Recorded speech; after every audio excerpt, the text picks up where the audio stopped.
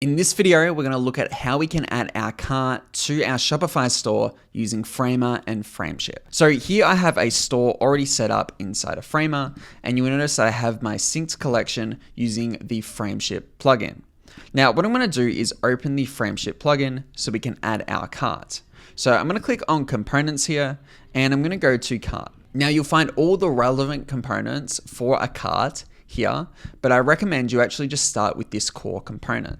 So what I'm going to do is actually open up my navigation component here, and I'm actually going to drag and drop this cart component. And what I'll do is I'll position this to be where I want it on the canvas. Okay, great. Now I'm going to actually open up this component and unlink and replace all. And here we'll see the first layer to our cart. So we actually have the cart icon itself, which we can fully customize. And then we actually have the core component for the cart modal. Okay, so next let's actually click into our cart layer here and go unlink and replace all. Now you will notice inside of here, we can actually design our cart even further. So I can actually design for my cart list item and design exactly how this looks.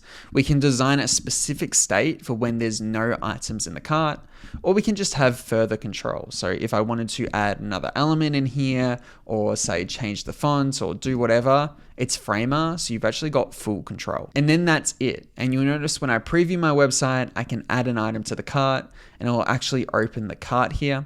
Now it's important to note that when you add an item to the cart, it's not actually going to show on preview. So you actually need to publish your website. But you will notice on my publish site, when I actually add this to the cart, it'll actually save that information here, and then everything just works like a normal checkout. Or I can just click on that cart component to open this cart here. And that's the basics of how you build your cart with Frameship. Again, because it's Framer, the customization options are limitless.